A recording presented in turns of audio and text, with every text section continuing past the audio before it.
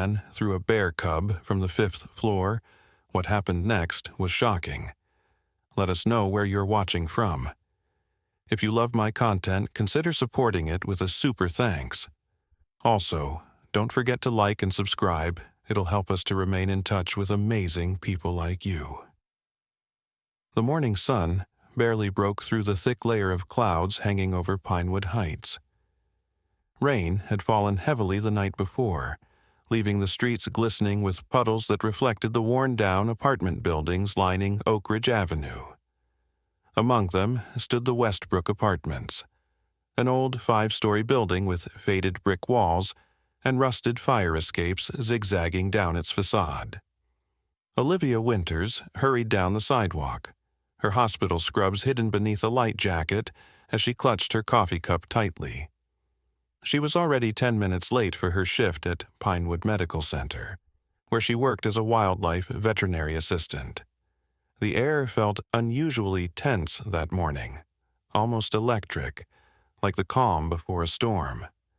As she approached the Westbrook Apartments, strange noises caught her attention.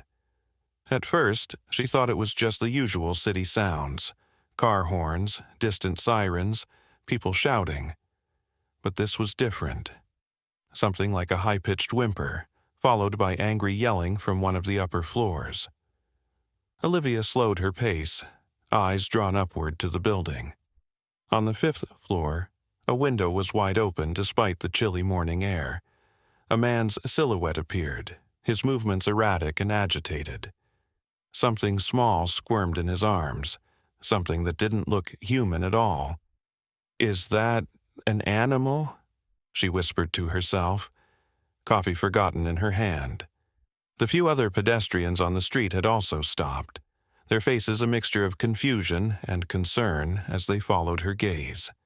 An elderly woman with a shopping cart gasped loudly, pointing upward. "Look, that man has something up there," she called out, her voice shaking. The man at the window seemed oblivious to the growing audience below. His voice carried down in angry fragments. "Can't take it anymore, and never should have, and stupid thing won't stop crying." In his arms, the small creature continued to squirm and make distressed sounds that carried clearly through the morning air. Olivia's training kicked in immediately. Those weren't the cries of a cat or a dog. The pitch, the tone, they belonged to something wild. Something that shouldn't be in an apartment building at all. "That's a bear cub," she breathed, her professional instincts overriding her shock. "That's a black bear cub." Time seemed to slow down as the man's intentions suddenly became horrifyingly clear. He shoved the upper half of his body out the window, holding the struggling cub away from himself with both hands. The animal's tiny paws thrashed desperately in the air, its terrified cries growing more frantic. "Nobody wants you," the man shouted, his voice now clear enough for everyone to hear. "You destroyed everything, everything." Olivia dropped her coffee cup, which splattered across the sidewalk as she lunged forward. "Stop! Don't!" she screamed upward, but her voice was lost among the growing chorus of horrified onlookers. With a final roar of frustration, the man released his grip. The bear cub tumbled from the 5th floor window, its small body twisting in the air as it plummeted toward the concrete below. Someone screamed. A child started crying. Olivia's heart stopped as she watched the helpless animal fall. Without thinking, she sprinted forward, arms outstretched. Her mind calculated the trajectory even as her body moved on pure instinct. 5 stories, approximately 50 feet, terminal velocity for a small mammal. The concrete would kill it instantly. "Get out of the way," someone yelled at her, but Olivia ignored them. She slid the last few feet on the wet pavement, her arms still extended upward as the tiny black shape grew larger, falling directly toward her. The cub's frightened eyes locked with hers for a split second, confused, terrified, innocent, before the impact knocked her backward onto the hard ground. pain shot through her body as she clutched the trembling bundle of fur against her chest, rolling to absorb some of the force. The back of her head hit the pavement, and stars exploded behind her eyelids, but the warmth against her chest, the rapid heartbeat she could feel through the cub's small body, told her one impossible truth. They were both still alive. "Call 911, someone shouted from what seemed like very far away, "and animal control. Hurry." Olivia struggled to catch her breath, the weight of the traumatized cub pressing against her ribs. Blood trickled down the side of her face, but she didn't care. Carefully, she shifted the animal to examine it. The cub couldn't have been more than 3 months old, with glossy black fur and eyes wide with terror. It whimpered softly, one of its front paws hanging at an unnatural angle. "It's okay," she whispered, though she knew it wasn't. "It's okay, little one. I've got you now." Above her, the 5th-floor window slammed shut. The man had disappeared, but the horror of what he'd done remained, hanging in the air like a terrible shadow. Sirens wailed in the distance, growing closer. As a small crowd gathered around her, whispering and pointing, Olivia cradled the injured cub, her mind racing with questions. Where was its mother? How did it end up in that apartment? What kind of person would throw a helpless animal from a window? She didn't know the answers yet, but as the bear cub nuzzled weakly against her, seeking comfort and safety, Olivia made a silent promise. Whatever happened next, she would protect this little creature, no matter what. The growing crowd parted as an unfamiliar man pushed through, kneeling beside her. His face was pale with shock, but his eyes were kind and steady. "I'm Marcus Reed," he said quietly, shrugging off his jacket to place it gently over the cub. "I'm a park ranger. Let me help." The next few minutes passed in a blur of activity. The bear cub trembled against Olivia's chest, its tiny heart racing so fast she feared it might give out from stress alone. People crowded around, their phones held high, capturing the moment from every angle. Olivia wanted to shield the cub from their prying eyes, but she couldn't move without risking further injury to its already damaged paw. "Everyone back up," Marcus commanded, with an authority that seemed to ripple through the crowd. "This animal is in shock. Give it space." Surprisingly, the onlookers complied, stepping back to form a wider circle around them. A police siren wailed in the distance, growing louder by the second. "I need to examine it," Olivia said, her professional training taking over, despite the throbbing pain at the back of her head. "I work with wildlife at Pinewood Medical. That fall should have killed it." Marcus nodded, his expression grim. Miracle it survived. Cubs this age are resilient, but... He trailed off, carefully helping Olivia into a sitting position while ensuring the cub remained secure in her arms.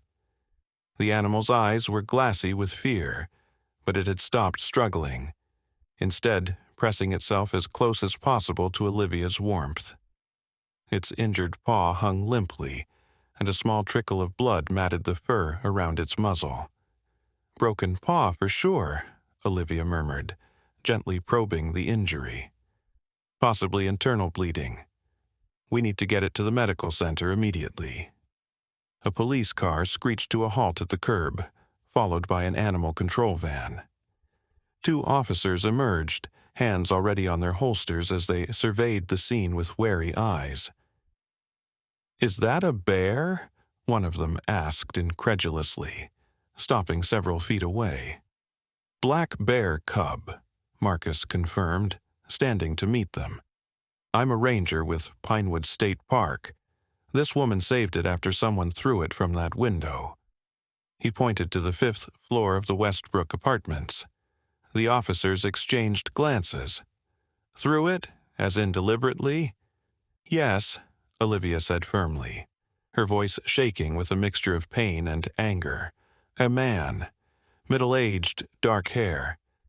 He was screaming at it before he... She couldn't finish the sentence, her throat tightening around the words. 5th floor, east side, someone from the crowd added helpfully. Apartment 512. Guy's name is Victor Harlow, but nothing but trouble since he moved in 3 months ago. The elder officer nodded to his partner. Peterson, get up there. I'll secure the scene here. As Peterson jogged toward the building entrance, the remaining officer approached Olivia cautiously.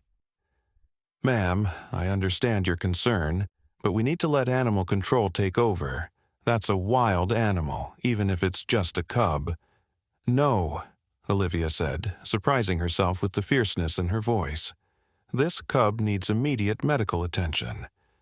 I'm a wildlife veterinary assistant at Pinewood Medical Center. Every minute we waste arguing could cost its life. Marcus stepped between them. Officer, I can verify her expertise. This cub has likely sustained internal injuries that regular animal control isn't equipped to handle.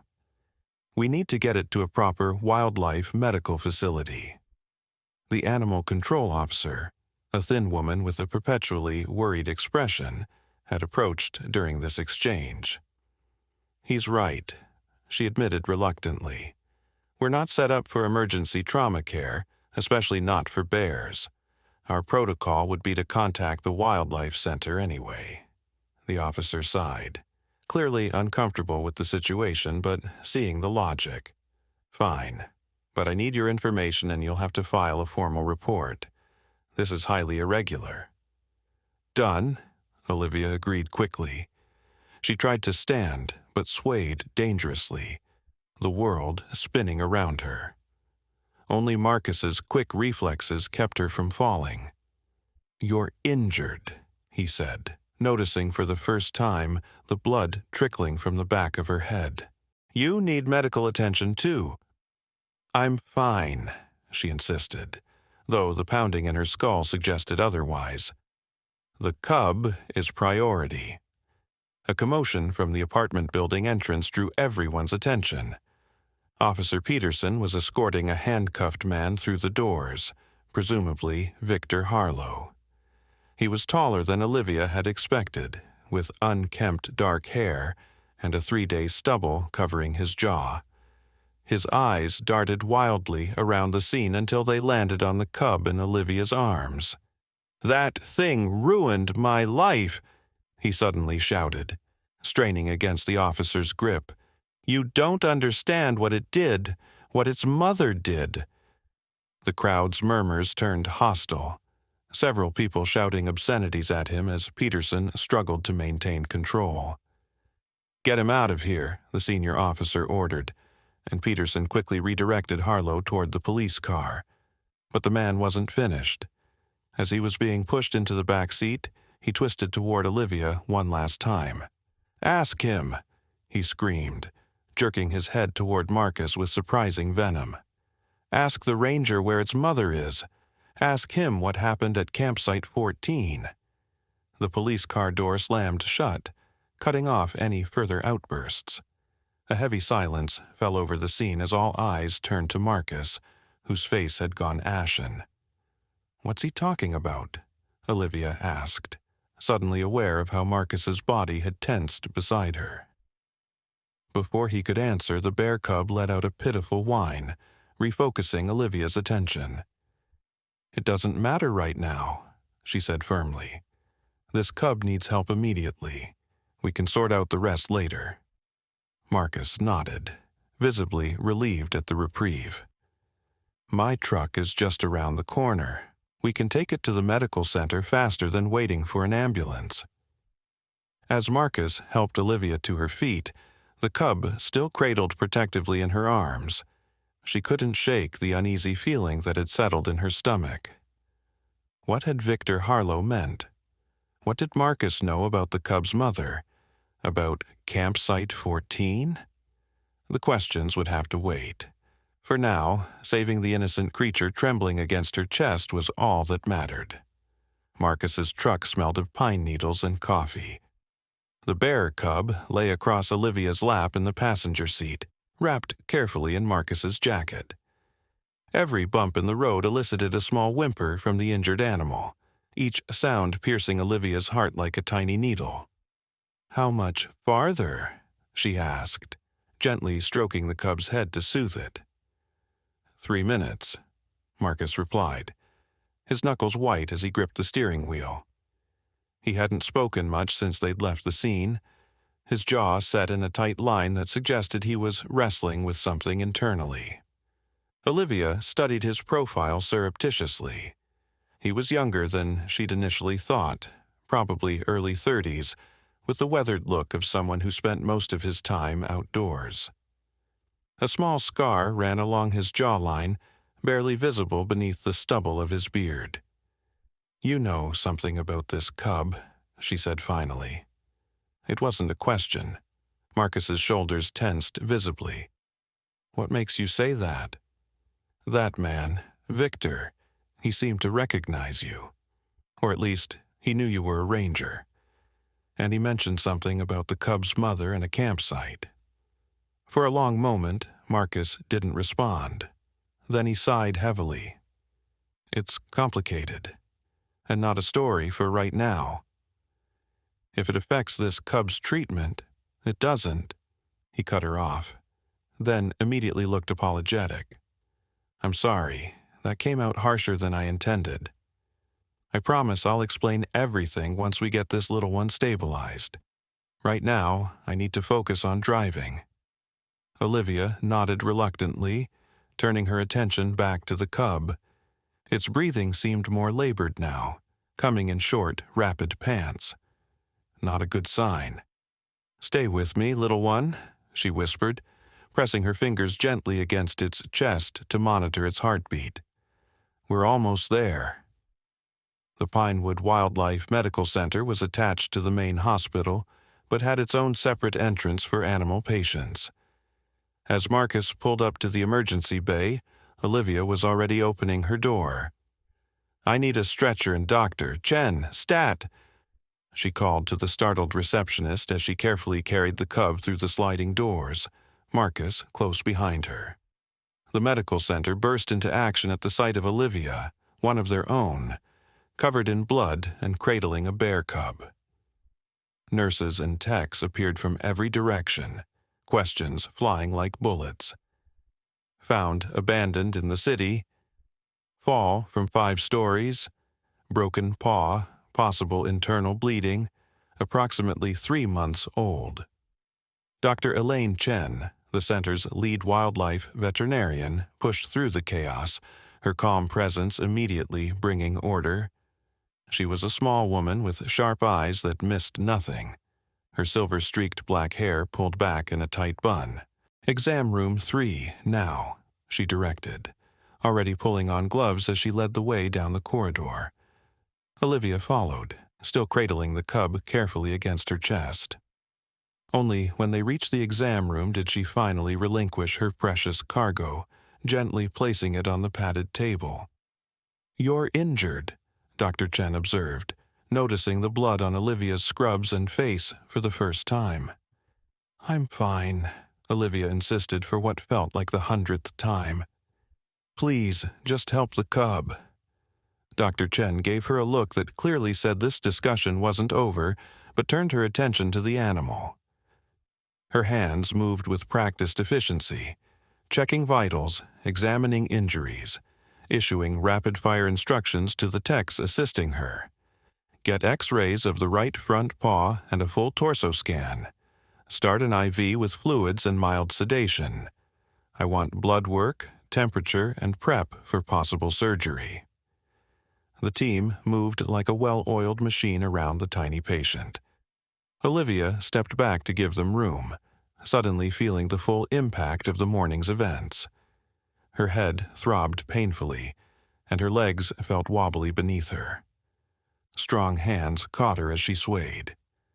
"You need to sit down," Marcus said firmly, guiding her to a chair in the corner of the room.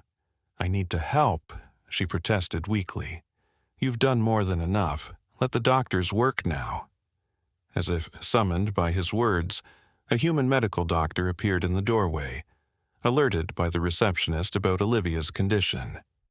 Despite her protests, Olivia soon found herself in an adjacent exam room, having the laceration on the back of her head cleaned and stitched.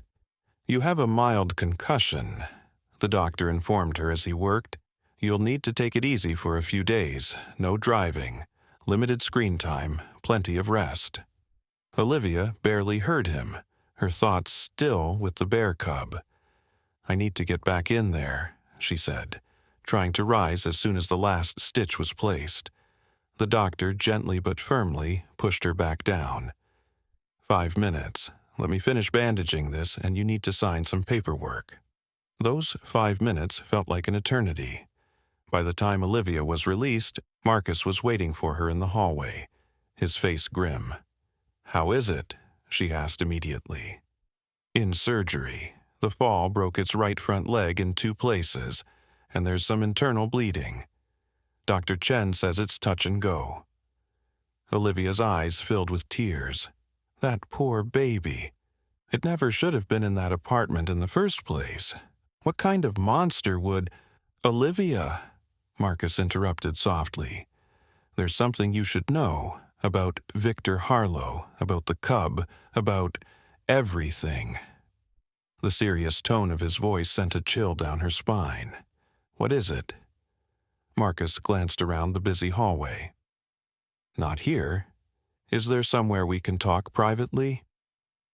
Olivia led him to the staff break room, which was mercifully empty at this hour. Her mind raced with possibilities, none of them good.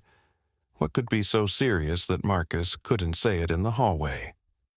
Once the door closed behind them, Marcus took a deep breath, as if preparing himself. "What I'm about to tell you, it's going to change how you see this whole situation. And maybe how you see me too." "Just tell me," Olivia said, her patience wearing thin. 2 weeks ago, a woman was killed at Campsite 14 in Pinewood State Park. She was mauled by a black bear. Olivia stared at him, trying to process this information. "And you think, what? That the mother of this cub was responsible?" Marcus nodded solemnly. "I know she was. I was first on the scene after it happened. The victim was Victor Harlow's wife, Rachel." The revelation hit Olivia like a physical blow. "Oh my God," she whispered, sinking into a chair. "So, when he said the cub ruined his life, after we found Rachel's body, we organized a search for the bear. Protocol dictates that any bear that attacks a human must be dealt with, especially one that's shown aggression." "You killed the mother," Olivia said flatly, a sick feeling spreading through her stomach. "We had to. She was dangerous. But when we found her, we discovered she had a cub with her." Marcus ran a hand through his hair, his distress evident. "The plan was to bring the cub here, to the wildlife center, to be rehabilitated and eventually released back into the wild." "But that didn't happen," Olivia guessed, the pieces starting to fit together in her mind.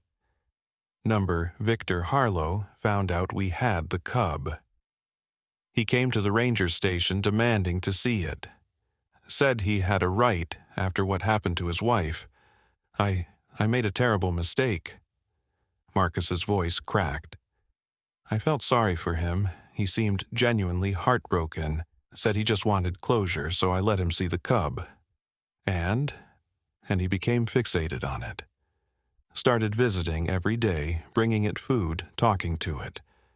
At first, I thought it was part of his grieving process, a weird way of connecting with what happened.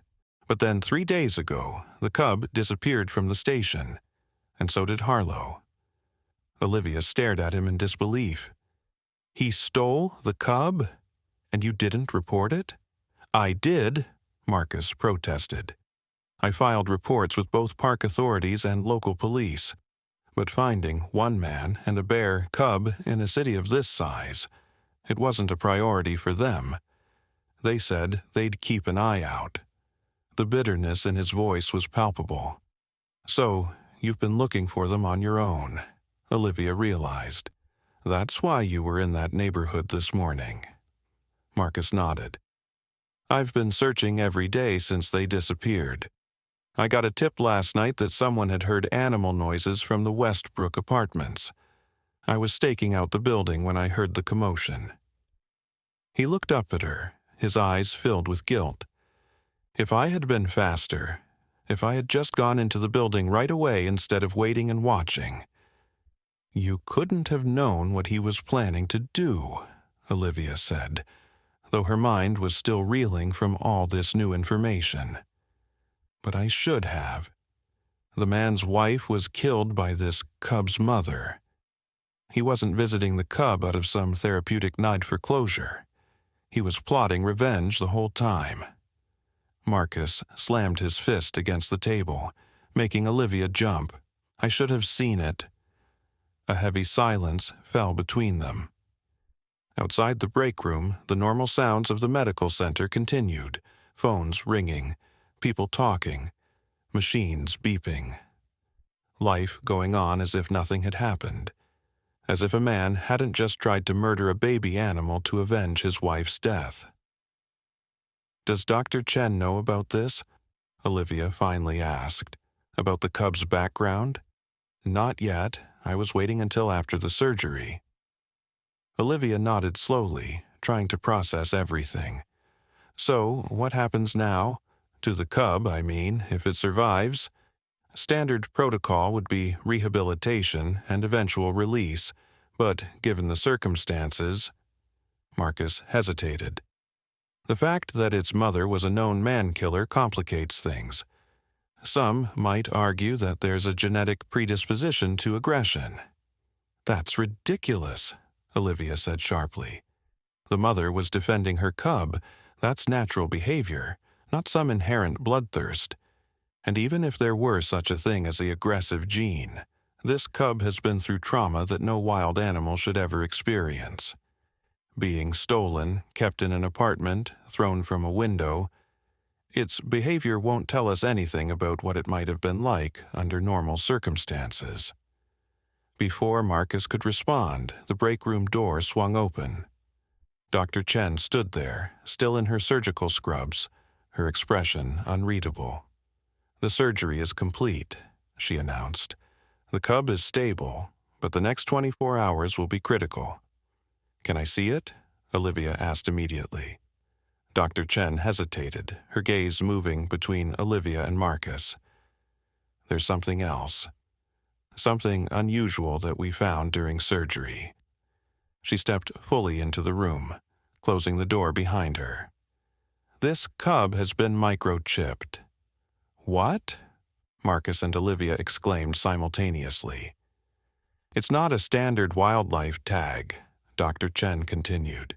It's a sophisticated GPS tracker, the kind used in research studies, and according to the registration information embedded in the chip, this cub is part of a long-term behavioral study being conducted by Northwestern University. Its designation is Subject B7, and it has been missing from their research facility for over a month.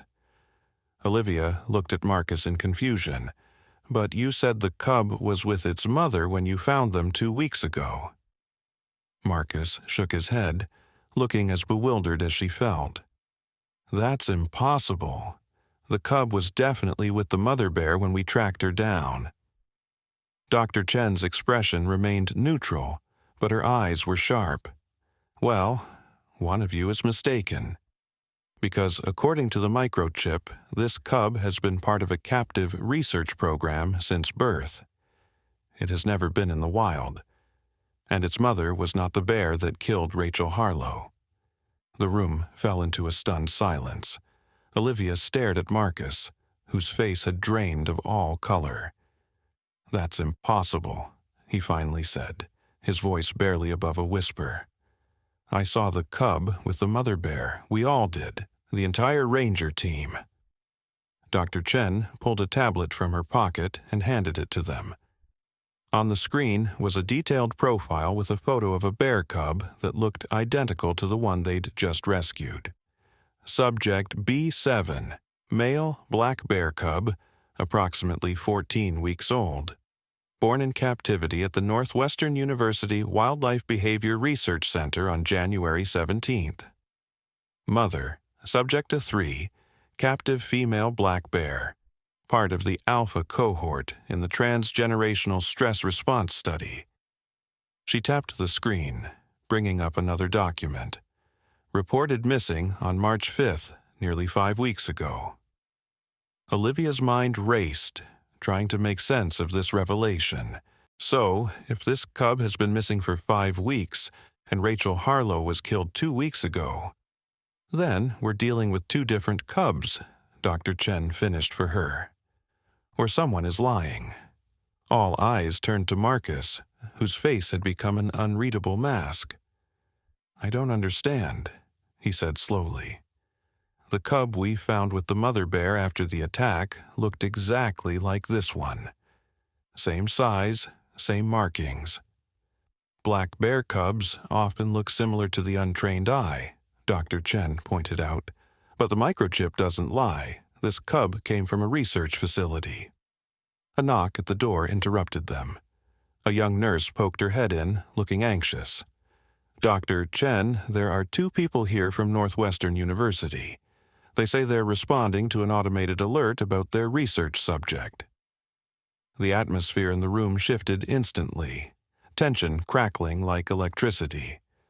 "How would they know the cub is here?" Olivia asked. "We just found out about the microchip ourselves." "GPS tracking," Dr. Chen explained. "Modern research microchips send real-time location data. As soon as our scanners detected and activated the chip, it probably triggered an alert in their system." "Send them in," Marcus said suddenly, straightening his posture. "I want to hear what they have to say." Dr. Chen hesitated, then nodded to the nurse. A moment later, 2 people entered the break room. The first was a tall, elegant woman in her 50s, with silver-streaked dark hair pulled back in a severe bun. She wore a tailored pantsuit and carried herself with unmistakable authority. Behind her came a younger man, probably in his mid-30s, with wire-rimmed glasses and a perpetually nervous expression. "I'm Dr. Vivian Blackwood," the woman announced without preamble. "Lead researcher at Northwestern's Wildlife Behavior Center. This is my assistant doctor, Evan Morris." She fixed them all with a penetrating stare. "I understand you found subject B7. We found a bear cub with a microchip registered to your facility," Dr. Chen corrected carefully. "It's currently in recovery following emergency surgery." Dr. Blackwood's expression didn't change. "Surgery? What happened?" Olivia stepped forward. "The cub was thrown from a 5th-floor window by a man named Victor Harlow. He seemed to believe it was somehow connected to his wife's death in a bear attack at Pinewood State Park 2 weeks ago." Something flickered in Dr. Blackwood's eyes. Recognition, concern, or perhaps fear. It was gone so quickly that Olivia thought she might have imagined it. "That's absurd, Doctor," Blackwood said dismissively. "Subject B7 has been missing from our facility for over a month. It couldn't possibly have any connection to a wild bear attack. That's what we're trying to figure out," Marcus interjected. "Because the bear that killed Rachel Harlow had a cub with her. A cub that looked exactly like this one." Dr. Blackwood and Dr. Morris exchanged a loaded glance. "Perhaps we should discuss this somewhere more private," Dr. Blackwood suggested. "The situation is complicated." "I think we're well past complicated," Olivia said, her patience wearing thin. "A man just tried to murder a baby animal because he thinks it's related to his wife's death. Meanwhile, you claim this cub escaped from your research facility weeks before that attack happened. Something doesn't add up, and I want to know what's going on right now." The assistant, Dr. Morris, shifted uncomfortably. "Vivian, maybe we should—" "Not now, Evan," Dr. Blackwood cut him off sharply.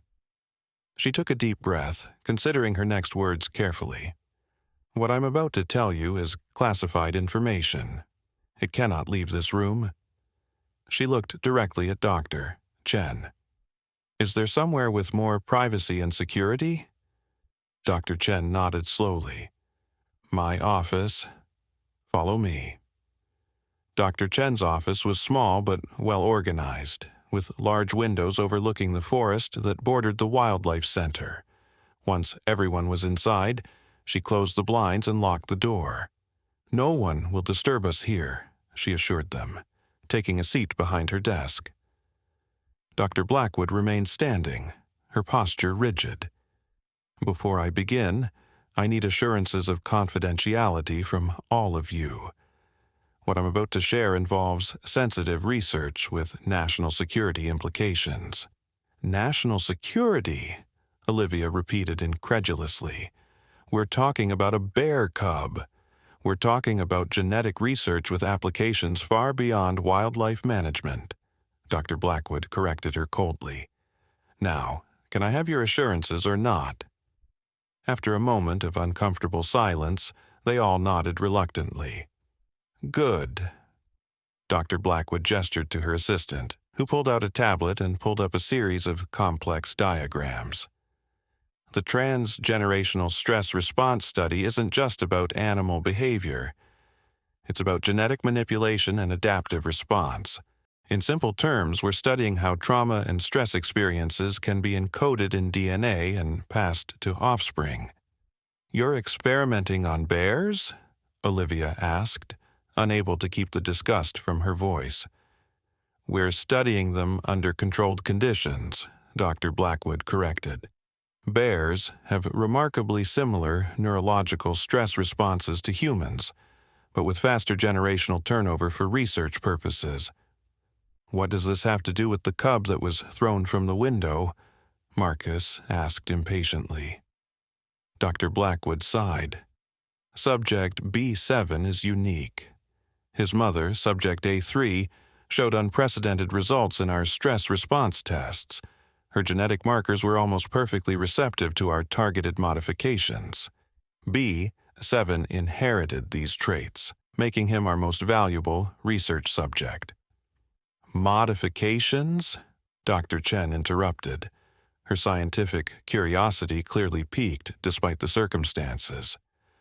What kind of modifications? Dr. Morris finally spoke up, his voice soft but intense. We've been working on ways to enhance certain natural capabilities. Strength, sensory perception, adaptive learning, through genetic triggers activated by specific environmental stimuli. You're creating super bears. Olivia couldn't keep the incredulity from her voice. We're studying natural adaptation mechanisms, Dr. Blackwood corrected sharply, with potential applications for human soldiers exposed to combat stress. The implications slowly dawned on Olivia. This is military research. Department of Defense funded, Dr. Blackwood confirmed with a nod. And 5 weeks ago, someone broke into our facility and stole Subject B7, along with several hard drives containing our research data. And you've been looking for the cub ever since, Marcus guessed. Yes. The GPS microchip was inactive until today. Whoever took B7 must have used a signal blocker. Olivia's head was spinning with all this new information. So this cub, B7, has nothing to do with the bear that killed Rachel Harlow? It's all just a horrible coincidence. Dr. Blackwood and Dr. Morris exchanged another of those loaded glances that made Olivia's skin crawl. Not exactly, Doctor, Blackwood admitted reluctantly. We believe the bear that killed Mrs. Harlow was also one of ours. The room went completely silent. What? Marcus finally managed, his voice strangled. Subject A4, Dr. Morris supplied, looking miserable. Another adult female from our program. She escaped during the same security breach when B7 was taken. Are you saying, Dr. Chen began slowly, that you lost 2 experimental bears, an adult and a cub, and didn't think to warn local authorities or park services. We couldn't risk exposure of the program, Dr. Blackwood said defensively. We alerted federal authorities and our own security team. We've been searching continuously since the breach. A woman died. Marcus exploded, surging to his feet. Rachel Harlow was torn apart by your escaped experiment, and you kept it quiet because of what? National security? Your research funding? We had no confirmation it was A4 until after the incident, Dr. Blackwood insisted, and by then your rangers had already killed her. This is insane, Olivia muttered, trying to process everything. So the cub that was with the mother bear when you found her after the attack was not B7, Dr. Blackwood confirmed. It was likely A4's natural offspring, born in the wild after her escape. From the reports we've gathered, the rangers captured that cub and took it to the ranger station. Which is where Victor Harlow saw it, Olivia continued, the pieces falling into place. But then, how did he end up with B7 instead? And why would he throw B7 from the window, thinking it was the other cub? Dr. Morris cleared his throat nervously. That's where things get even more complicated. We believe the security breach at our facility was an inside job, and based on the timing and circumstances, we suspect Victor Harlow might have been involved. What? Marcus and Olivia exclaimed simultaneously. Victor Harlow was a security contractor who worked at our facility until 2 months ago, Dr. Blackwood explained. He was let go due to concerning behavior and violations of protocol. He had access to the research areas and knew about the program. So, you think he stole B7 and released A4? Dr. Chen asked, struggling to keep up. We think he stole $7 billion for leverage or profit, Dr. Blackwood corrected. A4's escape may have been accidental or a diversion, but after his wife was killed by A4, a tragic coincidence, his mental state clearly deteriorated. And somehow he ended up with the wrong cub, Marcus realized. He must have gone to the ranger station looking for A4's cub, but then discovered B7 was the one he originally stole. This is like something out of a nightmare, Olivia whispered. So, where's the other cub now? The one actually related to the bear that killed Rachel. A heavy silence fell over the room as everyone realized the same thing. No one knew. The cub disappeared from the ranger station 3 days ago, Marcus said slowly. At the same time, Victor Harlow was last seen there. If Harlow took B7 to his apartment, what happened to the other cub? Before anyone could respond, a harsh pounding came at the office door. "Doctor, Chen," a voice called urgently. "The bear cub, it's coding. We need you in recovery immediately." Dr. Chen was on her feet in an instant, unlocking the door and rushing out. The others followed close behind, personal revelations temporarily forgotten in the face of the medical emergency.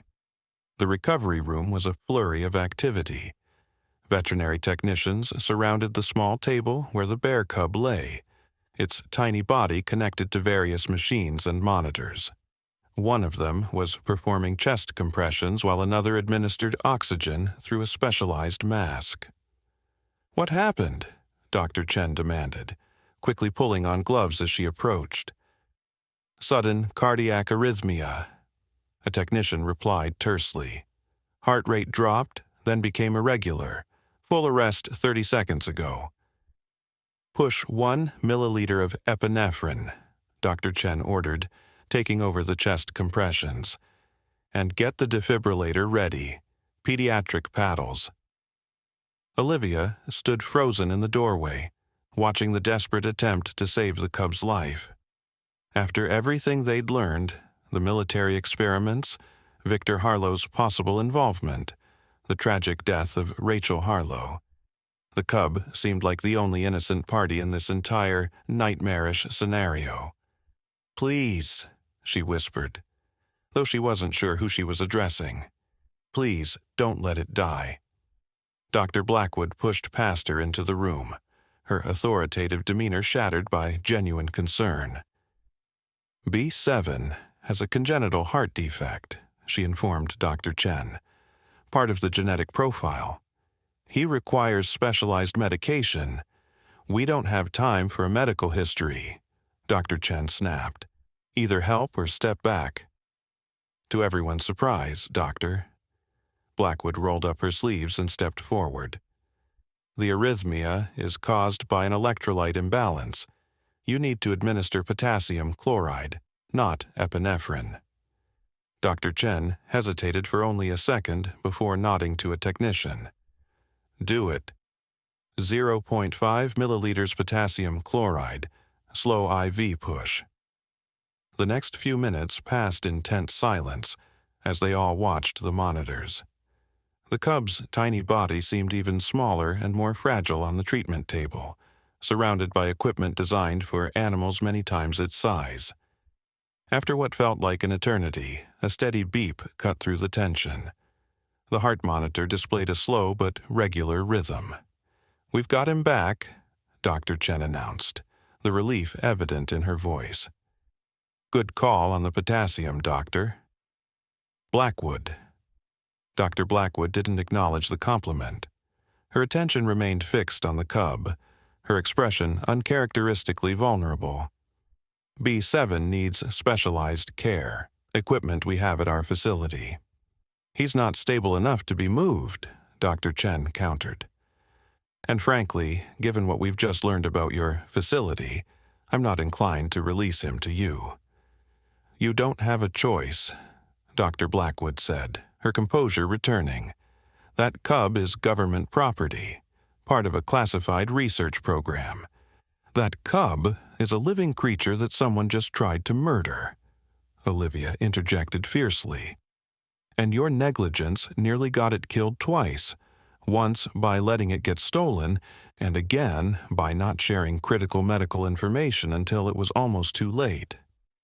Dr. Blackwood turned to her, eyes flashing. "You have no idea what's at stake here. B7 represents years of research and millions in funding. His genetic makeup is unique." A loud crash from the hallway interrupted her. Shouting voices and the sound of running feet followed. Before anyone could react, the recovery room door burst open. Victor Harlow stood in the doorway, his face wild with rage and desperation. Blood stained his shirt, his own from a cut above his eye, and in his hand he held a security guard's taser. "I told you it wasn't over," he snarled, his gaze locking on the unconscious cub. "You think you can play God with these animals and not pay the price? My wife is dead because of you people." Behind him, Marcus could see a security guard slumped against the wall, apparently stunned by the taser. How had Harlow escaped police custody? The question flashed through his mind even as he instinctively stepped between Harlow and the treatment table. "Victor, put the taser down," he said as calmly as he could manage. "This isn't going to bring Rachel back." "You don't understand," Victor spat, his voice breaking. "None of you understand what they've done, what these animals are capable of." He jerked his head toward Dr. Blackwood. Ask her what adaptive stress response really means. Ask her why the bear that killed Rachel had intelligence in its eyes. Human intelligence. Dr. Blackwood had gone completely still, her face an expressionless mask. "Mr. Harlow, you're delusional. The trauma of your wife's death—" "Don't!" he screamed, advancing further into the room. "Don't you dare use psychological babble on me. I saw the files. I know what you've been doing to those bears, splicing human DNA sequences into their genome, creating abominations." A stunned silence fell over the room. Even Dr. Morris looked shocked, staring at Dr. Blackwood with growing horror. "Vivian," he whispered, "is that true? The human DNA wasn't just for comparative analysis." Dr. Blackwood's silence was damning. "You crossed the line," Victor continued, his voice dropping to an eerie calm. "You created monsters. And when I tried to expose you, you had me fired, but I wasn't going to let it go. Rachel and I were going to blow the whistle on the whole operation." His voice cracked. "That's why we were camping in the park that weekend, to document A4's behavior in the wild, to prove what you'd done. The bear attacked because you got too close to its cub," Dr. Blackwood said flatly. "Natural maternal instinct, nothing more." "Lies," Victor shouted, raising the taser again. "A4 recognized me. She knew who I was. That's why she targeted Rachel specifically, to send a message." Olivia glanced at Marcus, trying to gauge how seriously to take these seemingly paranoid claims. But Marcus was staring at Dr. Blackwood with growing suspicion. "Is it possible?" he asked her directly. "Could the bears have enhanced cognitive abilities? Human-like intelligence?" Dr. Blackwood's composure finally cracked. "Not intelligence exactly, but yes, enhanced cognitive function was one of the goals, the ability to recognize specific individuals, to understand cause and effect at a deeper level, to problem-solve in complex situations. Abilities that would make soldiers more effective in combat scenarios." "My God," Dr. Chen breathed. "You weren't just studying the bears, you were using them as prototypes." "For the advancement of human capability," Dr. Blackwood insisted, as if that justified everything. "For national security." Victor laughed, a hollow, haunting sound. "And now you know. You know why I took the cub from the lab. I was going to expose them. But then Rachel died, and everything changed." He looked at the cub on the table, his expression twisted with grief and hate. "I wanted it to suffer like Rachel suffered. I wanted Blackwood to lose something precious, too." "So you threw an innocent animal from a window," Olivia said, unable to keep the disgust from her voice. "How does that make you any better than them?" "You don't understand," Victor replied, his eyes never leaving the cub. "These aren't just animals anymore. They're weapons, and they need to be destroyed before more people die." He lunged forward suddenly, taser extended toward the unconscious cub. Marcus reacted instantly, tackling him around the waist. They crashed into a supply cart, sending medical equipment scattering across the floor. The taser discharged with a crackling sound, missing its target but hitting a nearby monitor, which exploded in a shower of sparks. Chaos erupted in the small recovery room. Dr. Chen and her staff tried to shield the cub, while Olivia grabbed a fire extinguisher to deal with the smoking equipment. Dr. Morris cowered in a corner, but Dr. Blackwood moved with surprising speed and agility, joining the struggle between Marcus and Victor. "Get him off!" Marcus shouted as Victor's elbow connected with his jaw. Despite being handcuffed earlier, Victor had somehow managed to free one hand, which now clawed desperately for the taser that had skittered across the floor during their struggle. Dr. Blackwood reached it first, snatching it up with practiced ease. Without hesitation, she pressed it against Victor's side and pulled the trigger. His body went rigid for a moment before collapsing limply to the floor. The sudden silence was broken only by heavy breathing and the persistent beeping of the cub's heart monitor, still steady somehow, despite the chaos. "Is everyone all right?" Dr. Chen asked, looking around at the stunned faces. Before anyone could answer, the door burst open again. 2 police officers rushed in, weapons drawn, followed by a third person. A woman in a dark suit who displayed a badge with practiced efficiency. "Federal Agent Diana Reyes," she announced. "Everyone stay exactly where you are." Her gaze swept the room, lingering on Victor's unconscious form, then on Dr. Blackwood still holding the taser, and finally on the bear cub. Would someone like to explain what the hell is going on here? Dr. Blackwood straightened, smoothing her jacket as if they were at a business meeting rather than standing in a trashed medical room with an unconscious man at her feet. Agent Reyes, I wasn't expecting you until tomorrow. Clearly, the agent replied dryly.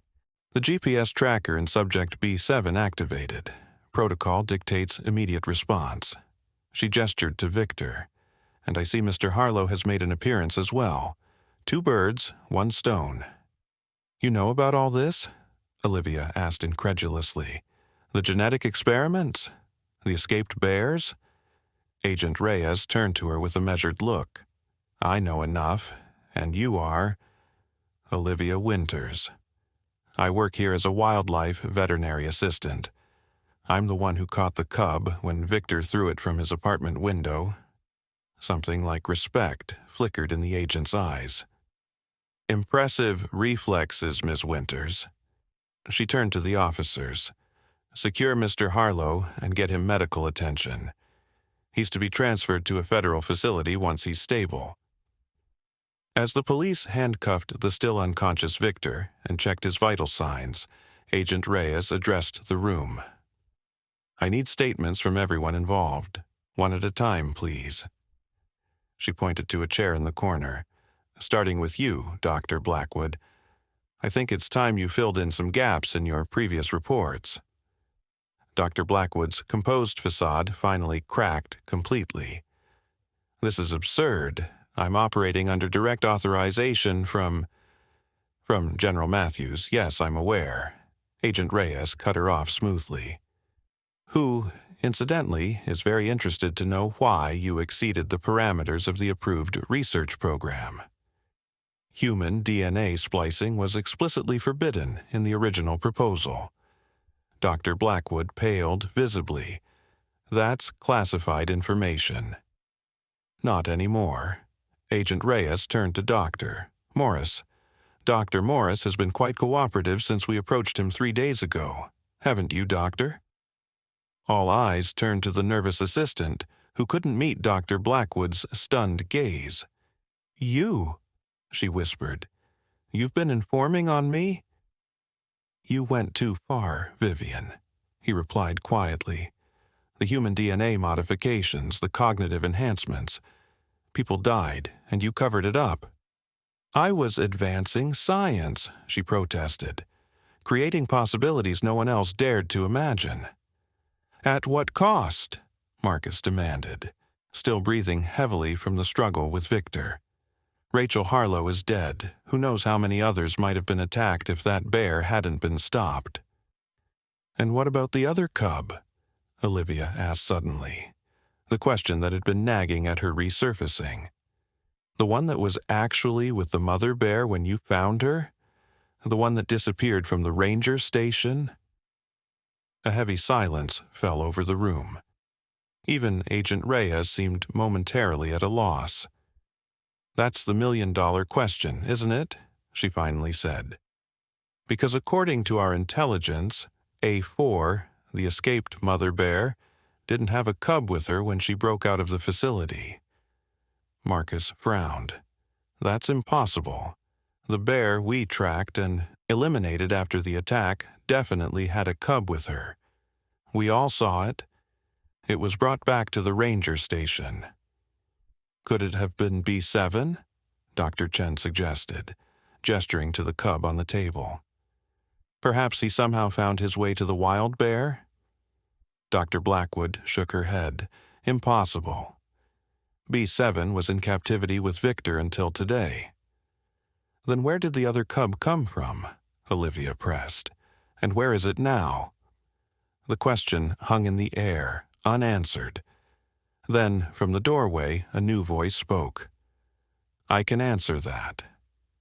They all turned to see a man standing there, tall, distinguished, with salt and pepper hair and the unmistakable bearing of someone accustomed to authority. He wore a park ranger uniform with the insignia of a chief ranger. "Chief Davies," Marcus said, surprise evident in his voice. "What are you doing here?" Chief Davies stepped into the room, his expression grave. "Cleaning up a mess that should never have happened." He nodded respectfully to Agent Reyes. "Agent, I was hoping to have this conversation privately, but it seems events have overtaken us." "You know something about the missing cub?" she asked directly. "I know everything about it." He sighed heavily. "Because I'm the one who took it from the ranger station." The revelation sent another shockwave through the already stunned group. "You?" Marcus couldn't hide his disbelief. "But why? Where is it now?" "Safe," Chief Davies assured him. "And as for why," he glanced at Doctor Blackwood, whose expression had changed from defiance to something like fear. "Because I recognized what it was, or rather, who it was." "I don't understand," Olivia said, voicing what everyone was thinking. "The cub you found with A4 wasn't born in the wild," Chief Davies explained. "It wasn't naturally hers at all. It was subject C1, the first successful human-bear hybrid with fully integrated DNA sequences from both species." A stunned silence fell over the room. "That's impossible," Dr. Morris whispered. "We never got that far in the research. The hybrid embryos always failed before reaching viability." "The official research didn't," Dr. Blackwood said quietly, her voice barely audible. "But I had a side project, funded privately, off the books." "You created a hybrid?" Agent Reyes's professional demeanor finally cracked, revealing genuine shock. "A actual human-bear hybrid?" "The ultimate soldier," Dr. Blackwood replied, a disturbing note of pride creeping into her voice despite her situation. "Human intelligence with ursine strength and sensory capabilities. C1 was the prototype. It escaped with A4 during the security breach," Chief Davies continued. A4 adopted it, protected it as if it were her own cub. Their bond was part of the programming, surrogate mother instincts enhanced through genetic manipulation. "And you knew about this how, exactly?" Agent Reyes demanded. Chief Davies looked her steadily in the eye. "Because I was part of the original military oversight committee for the program, before it went off the rails, before Dr. Blackwood started her unauthorized experiments. So, when you realized what the cub really was," Marcus began, "I took it somewhere safe, somewhere it could be properly contained until a decision could be made about its future." Chief Davies turned to Dr. Blackwood. "It deserved better than to be treated as a failed experiment or a military asset." Dr. Blackwood laughed bitterly.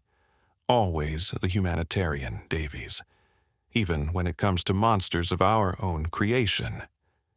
"The only monster in this room is you, Vivian," he replied evenly. "You crossed lines that should never have been approached, let alone crossed." "Where is C1 now?" Agent Reyes asked, her hand instinctively moving to her sidearm. "A creature like that could be extremely dangerous." "Not yet," Chief Davies assured her. "It's still just a cub, developmentally equivalent to a human toddler. I've taken it to a secure facility where it can be properly cared for while its future is determined." "Its future?" Olivia repeated. "What kind of future could a human-bear hybrid possibly have?" The question hung in the air, impossible to answer. The cub on the table, B7, the normal bear cub who had somehow ended up at the center of this extraordinary situation, stirred slightly, making a soft whimpering sound. Dr. Chen immediately moved to check its vitals. "He's stabilizing," she announced, a note of relief in her voice. "Heart rhythm is normal. I think he's going to pull through."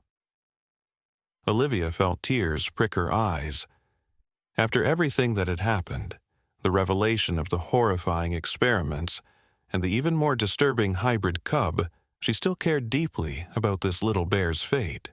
Perhaps because, despite everything, it was still just an innocent animal caught up in human madness.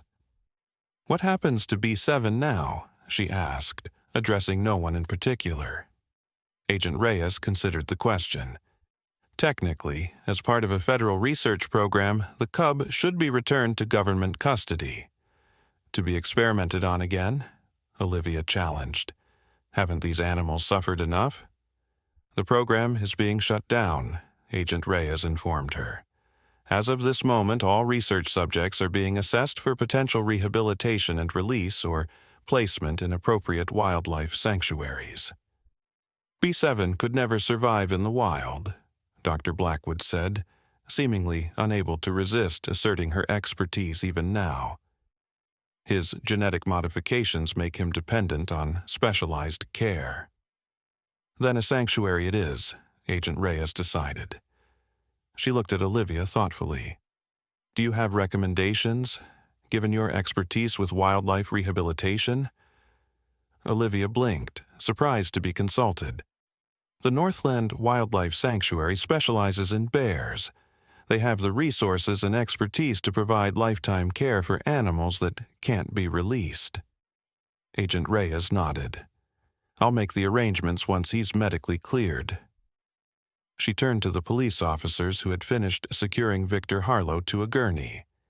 "Get him to the federal medical facility downtown, full security protocol." As they wheeled Victor out, his eyes fluttered open. He looked around in confusion before his gaze settled on Olivia. "The cub," he mumbled. "Is it dead?" "No," she replied evenly. "And it's going somewhere you'll never be able to hurt it again." Something like relief flickered across his face before his eyes closed again. Agent Reyes turned to address the others. "Dr. Blackwood, you're under federal custody pending investigation into illegal genetic experimentation, violation of research protocols, and criminal negligence resulting in death." She nodded to another agent who had appeared in the doorway, who stepped forward and handcuffed the researcher. "This is absurd," Dr. Blackwood protested, though with less conviction than before. "Everything I did was for the advancement of science and national security." "Save it for your legal team," Agent Reyes said dismissively. She turned to Dr. Morris. "Your cooperation has been noted, but you're not off the hook. We'll continue our debriefing at headquarters." Dr. Morris nodded meekly as he was escorted out by another agent. "As for you two," Agent Reyes continued, looking at Marcus and Olivia, "I'll need detailed statements. Everything you saw, heard, and did from the moment you encountered the cub." "And then?" Marcus asked. "And then you go back to your lives with the understanding that everything you've learned today falls under national security classification. You don't discuss it with anyone, ever." Olivia looked at the bear cub, now sleeping peacefully on the treatment table. Would it be possible for me to visit B7 at the sanctuary, just to make sure he's adjusting well?" Agent Reyes considered her for a moment. "I don't see why not. After all, you did save his life." She almost smiled. Twice. As the room cleared out with Dr. Blackwood and the others being escorted away, Olivia found herself alone with Marcus and Dr. Chen, standing over the sleeping cub. "I still can't believe any of this," Marcus said quietly. "Human-bear hybrids, military genetic experiments. It's like something out of a science fiction nightmare. And yet, here we are," Dr. Chen replied solemnly, "living it." Olivia gently stroked the cub's head. Despite everything they'd learned, the experiments, the modifications, the military applications, she could see only a young animal who had suffered terribly through no fault of its own. "What happens now?" she asked, voicing the question that seemed to hang in the air. Dr. Chen sighed. "Now we focus on what we can control. healing this cub, making sure it has a safe future, and perhaps learning to be more vigilant about the lines we shouldn't cross in the name of progress. Marcus nodded slowly. And the other cub, the hybrid? That's beyond our control, Dr. Chen said simply. We have to trust that Chief Davies and others will make the right decisions. Do you think there are more? Olivia asked suddenly. More experiments out there that we don't know about? The question lingered, unanswerable and unsettling. Outside, the sun was beginning to set, casting long shadows across the Wildlife Center grounds. The day that had begun with Olivia rushing to work, coffee in hand, had transformed into something she could never have imagined. Her world had changed irrevocably, expanded to include horrors and wonders she'd never dreamed existed. And at the center of it all was a bear cub who had somehow survived being thrown from a 5th-floor window, a small miracle amid the madness. 3 months later, Olivia pulled her car into the gravel driveway of the Northland Wildlife Sanctuary. The summer heat shimmered above the pavement as she stepped out, sunglasses shielding her eyes from the bright afternoon sun. She grabbed a small cooler from the passenger seat and made her way toward the main building. "Olivia, right on time," a cheerful voice called out. Sarah Chen, Dr. Chen's daughter and the sanctuary's headkeeper, met her at the entrance, her wide smile genuine and warm. "He's been extra playful today. I think he somehow knows you're coming." Olivia returned the smile. "He probably smells the treats I brought. Bears have incredible noses, even genetically modified ones." The joke fell slightly flat, the reality behind it still too raw, too strange to be truly funny. But Sarah nodded appreciatively anyway. "How are things at the medical center?" she asked as they walked through the air-conditioned reception area toward the back of the facility. "Busy. Summer always brings in more injured wildlife." Olivia paused. "And Dr. Chen is finalizing her new ethics guidelines for wildlife research. After everything that happened, well, she's determined to make sure nothing like it ever happens again." They passed through a security door that required Sarah's keycard and fingerprint, one of many enhanced measures implemented since B7's arrival. The sanctuary had received substantial anonymous federal funding to create a specialized habitat for the genetically modified cub, along with improved security throughout the facility. "Any word on the legal proceedings?" Sarah asked quietly as they approached the outdoor enclosure. "Dr. Blackwood is still awaiting trial. The government's keeping most of it classified, but Marcus heard rumors that they're bringing charges under bioterrorism statutes." Olivia shook her head. "As for Victor Harlow, he's been declared mentally unfit to stand trial. He's in a secured psychiatric facility now."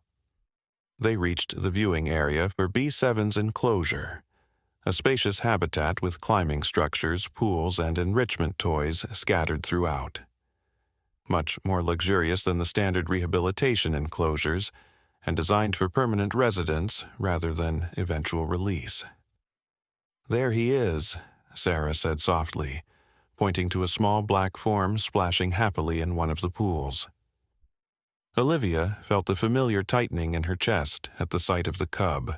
In the 3 months since the incident, B7, now officially named Miracle in the sanctuary's records, had recovered remarkably well. His broken paw had healed cleanly, and his coat had grown glossy and thick. No physical sign remained of his traumatic fall or the surgery that saved his life. The psychological scars were harder to see, but undoubtedly present.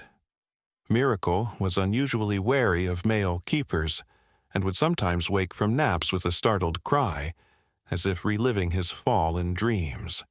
But overall, his resilience had amazed everyone involved in his care. "He looks wonderful," Olivia said, unable to keep the emotion from her voice. Sarah unlocked the keeper entrance to the habitat. "Go on in." He's been looking forward to his favorite visitor. Olivia stepped carefully into the enclosure, setting down the cooler of special treats, honey, blueberries, and small pieces of salmon that she brought on each visit. She'd been coming every week since Miracle's transfer to the sanctuary, unable to sever the connection formed in that moment when she'd caught his falling body against her chest. "Hey there, little miracle worker," she called softly. The cub's head snapped up immediately, water droplets flying from his fur as he scrambled out of the pool. He loped toward her with his distinctive gait, slightly favoring the right front paw that had been broken, though the veterinarians assured her he felt no pain from it now. Olivia knelt down as the cub approached. Technically, this level of human contact wasn't standard protocol for sanctuary bears, but Miracle was far from standard in every possible way.